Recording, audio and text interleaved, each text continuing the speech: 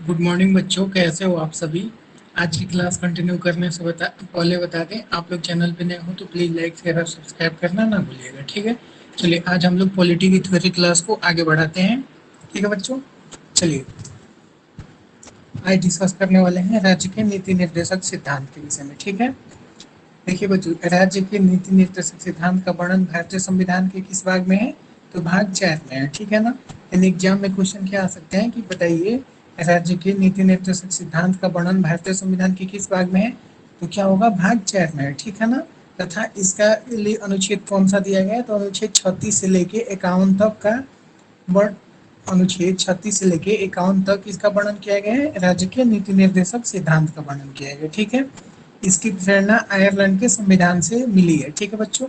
यानी क्वेश्चन पूछ दे कि राज्य के नीति निर्देशक तत्व कहाँ से लिए गए हैं, तो आयरलैंड के संविधान से लिया गया है, ठीक है। इसे न्यायालय द्वारा लागू नहीं किया जा सकता, यानी इसे वैधानिक शक्ति प्राप्त नहीं है, ठीक है बच्चों। यानी राज्य नीति निर्देशक तत्व को वैधानिक शक्ति प्राप्त नहीं है, ठीक है।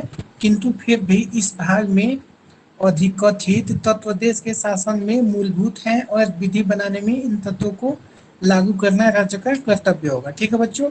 यानी भारतीय संविधान के अनुसार राज्य का नीति निर्देशक तत्व शासन के लिए आधारभूत है, ठीक है। चलिए आगे है, भारत के संविधान में कल्याणकारी राज्य की संकल्पना का समावेश राज्य के नीति निर्देशक तत्वों में किया गया है, ठीक है ना बच्चों। यानी एग्जाम में क्वेश्चन आ जाए कि भारतीय संविधान के किस भाग में कल्याणकारी राज्य की संकल्पना का समावेश किया गया है, तो राज्य के नीति निर्देशक तत्वों में किया गया है, ठीक है ना। और भाग कौन सा है बच्चों, 4 है, भाग 4 है, ठीक है। चलिए आगे चलते हैं हम लोग। देखिए अब कुछ अनुच्छेद के विषय में डिस्कस हम लोग कर लेते हैं। देखिए अनुच्छेद 38 है, इसमें क्या है, तो राज्य लोक कल्याणकारी की अभिवृद्धि के लिए सामाजिक व्यवस्था बनाएगा जिसमें नागरिक को सामाजिक, आर्थिक, राजनीतिक न्याय मिलेगा, ठीक है। आगे क्या है, तो अनुच्छेद 39 को है, समान न्याय और निःशुल्क विधिक सहायता, समान कार्य के लिए समान वेतन की व्यवस्था इसी में है, ठीक है बच्चों। चलिए अगला अनुच्छेद 39 ख क्या है कि सार्वजनिक धन का स्वामित्व तथा नियंत्रण इस प्रकार करना ताकि सब सार्वजनिक हित का सर्वोत्तम साधन हो सके, ठीक है ना। यानी अनुच्छेद 39 ख कहता है कि जो सार्वजनिक संपत्ति है, जैसे सार्वजनिक स्कूल होते हैं, सरकारी स्कूल होते हैं, अस्पताल होते हैं सरकारी, उसका ऐसा उपयोग किया जा सके कि सभी लोग को समान से उसमें फायदा मिले, ठीक है ना। अनुच्छेद 39 ग के अनुसार क्या है, धन का समान वितरण, ठीक है बच्चों। चलिए आगे हैं अनुच्छेद 40 ग्राम पंचायतों का संगठन, यानी ग्राम पंचायतों का संगठन किस अनुच्छेद से संबंधित है, तो अनुच्छेद 40 से संबंधित है, ठीक है। चलते हैं आगे अनुच्छेद 41, कुछ दशाओं में काम, शिक्षा और लोक सहायता पाने का अधिकार है, ठीक है। चलिए अब आगे चलते हैं हम लोग। अनुच्छेद 46 में क्या है बच्चों, तो अनुसूचित जातियों, अनुसूचित जनजातियों और अन्य दुर्लभ वर्गों के शिक्षा और अर्थ संबंधी हितों की अभिवृद्धि है, ठीक है बच्चों। अब देखिए अनुच्छेद 47 किससे संबंधित है बच्चों, तो पोषाहार स्तर, जीवन स्तर को ऊंचा करने तथा लोक स्वास्थ्य का सुधार करने का राज्य का कर्तव्य होगा, ठीक है। देखिए अनुच्छेद 48 किससे संबंधित है, तो कृषि एवं पशुपालन का संगठन। अब देखिए अनुच्छेद 48 का जो है ये बहुत ही इंपॉर्टेंट है, ठीक है ना। अनुच्छेद 48 का क्या है कि पर्यावरण का संरक्षण तथा संवर्धन और वन एवं वन्य जीवों की रक्षा। एग्जाम में क्वेश्चन कैसे आ सकता है कि पर्यावरण का संरक्षण तथा संवर्धन और वन एवं वन्य जीवों की रक्षा भारतीय संविधान के किस अनुच्छेद से संबंधित है, तो 48 क से संबंधित है, ठीक है। चलिए अब है 49, अनुच्छेद 49 पे आते हैं, राष्ट्रीय महत्व के स्मारकों, स्थानों और वस्तुओं का संरक्षण, ठीक है ना बच्चों। यानी राष्ट्रीय महत्व के स्मारकों जैसे ताजमहल हुआ, ठीक है ना, अजंता की गुफाएं हुए, ऐसे स्थानों और वस्तुओं का संरक्षण किस अनुच्छेद के तहत है, तो अनुच्छेद 49 है, ठीक है। और देखिए अनुच्छेद 50 क्या है, कार्यपालिका एवं न्यायपालिका का पृथक्करण, ठीक है। चलते हैं आगे हम लोग। केवल आप लोगों को पता है बच्चों कि ये थ्योरी सेशन में हम लोग इम्पोर्टेंट क्वेश्चन को ही केवल डिस्कस कर रहे हैं जो एग्जाम में डायरेक्टली आए, ठीक है ना। अगर फाउंडेशन में पढ़ना हो तो फाउंडेशन के लिए अलग से क्लासेस होंगी, ये क्लास केवल एग्जाम को टारगेट करते हुए बनाई गई है, ठीक है। चलिए अनुच्छेद 350 का किससे संबंधित है, तो प्राथमिक स्तर पर मातृभाषा में शिक्षा देना, ठीक है बच्चों। इसका अर्थ क्या हुआ, तो इसका अर्थ ये हुआ ना कि जो बच्चा जिस क्षेत्र में जन्मा है उसी अनुसार उसको शिक्षा देना, ठीक है ना। यानी कोई तमिलनाडु में जन्म लिया है तो उसको तेलुगु भाषा में शिक्षा देना, प्राथमिक शिक्षा, ठीक है। बिहार में जन्म लिया है तो मैथिली में देना है, ठीक है। ऐसे ही कोई अगर कर्नाटक में जन्म लिया है तो कन्नड़ भाषा में उसको शिक्षा देना। ऐसे ही इस अनुच्छेद 350 क के अनुसार ये प्रावधान है कि उस जो बच्चा प्राथमिक मतलब जिस क्षेत्र में जन्मा होगा उसकी प्राथमिक शिक्षा उसी भाषा में दी जाए, ठीक है।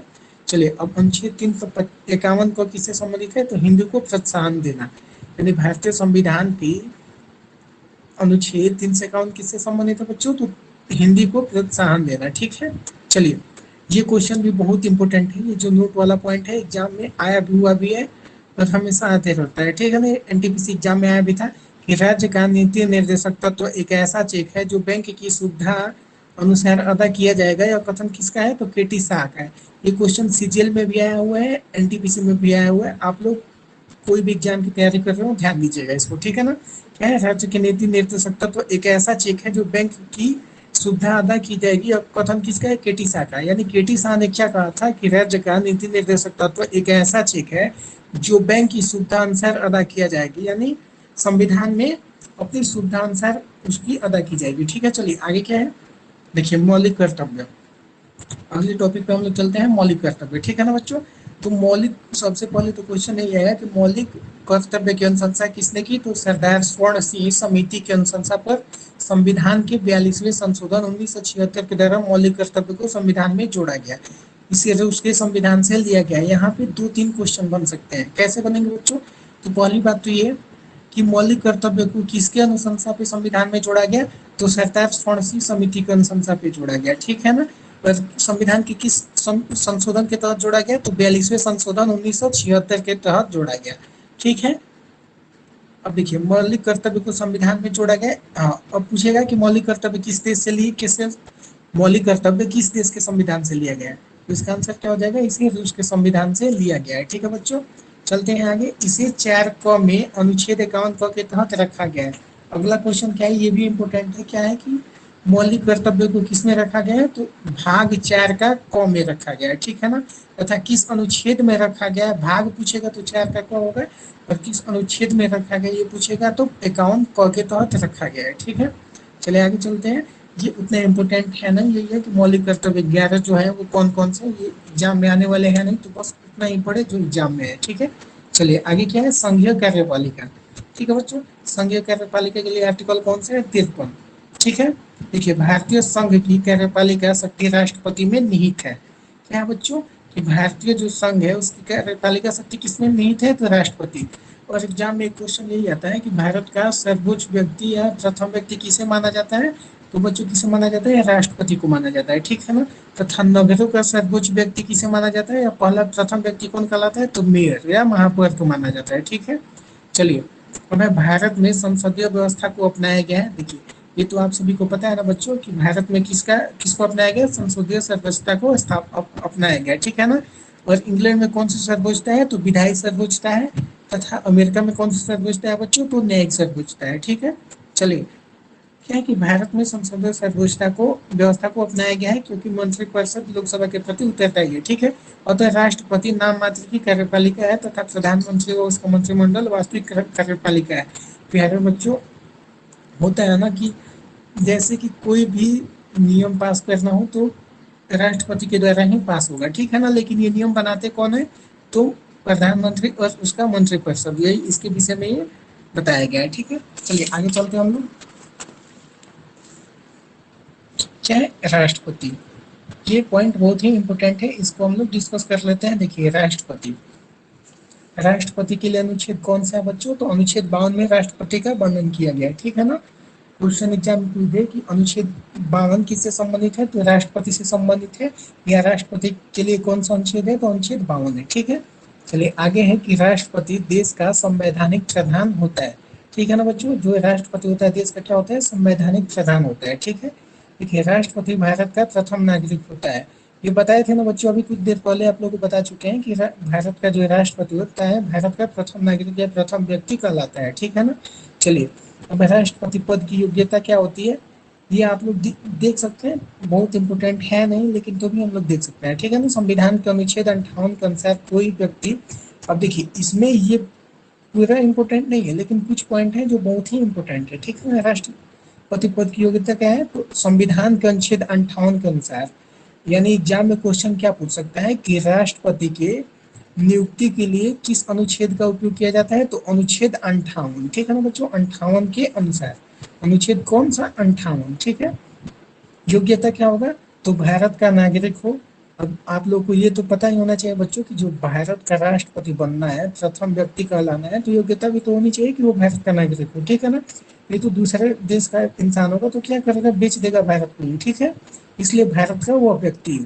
देखिए दूसरा क्या है, 35 वर्ष की आयु पूरा कर चुका हो। ये एग्जाम में बहुत बार आते हैं और ये बहुत ही इंपॉर्टेंट है, ठीक है ना, कि राष्ट्रपति बनने के लिए न्यूनतम की आयु की योग्यता क्या है, तो कितना है बच्चों, 35 वर्ष की है, ठीक है। चलिए अब देखिए, लोकसभा का सदस्य निर्वाचित किए जाने योग्य हो, यानी जो व्यक्ति 35 वर्ष का आयु पूरा कर चुका हो तथा लोकसभा का सदस्य निर्वाचित करने की उसमें योग्यता हो, ठीक है। चुनाव के समय लाभ का पद धारण नहीं करता हो, ठीक है बच्चों, चुनाव के समय लाभ का पद धारण नहीं करता हो, इसका मतलब क्या हो कि किसी भी सरकारी सेवा में ना हो, ठीक है ना, यानी किसी भी सरकारी नौकरी में ना हो। वो चाहे तो वो मंत्रिपरिषद या विधायक या मंत्री या लोकसभा का सदस्य हो सकता है, लेकिन कोई भी सरकारी पद धारण ना किया हो, ठीक है ना। चलिए अब है, यदि व्यक्ति राष्ट्रपति या उपराष्ट्रपति के पद पर हो या संघ अथवा किसी राज्य के मंत्रिपरिषद का सदस्य हो तो वह लाभ का पद नहीं माना जाएगा, वही बात है जो भी बता चुके हैं आपको, ठीक है ना।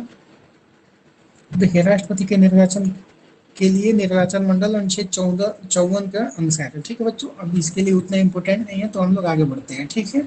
चलिए क्या है कि भारत के राष्ट्रपति, तो प्यारे बच्चों एग्जाम में क्वेश्चन आते भी हैं, आप लोग को पता भी होगा कि भारत के प्रथम राष्ट्रपति कौन थे, तो डॉक्टर राजेंद्र प्रसाद थे, ठीक है ना बच्चों। इनका शासनकाल लिखा था तो 26/1/1950 से लेके 13/5/1962 तक थे, ठीक है ना।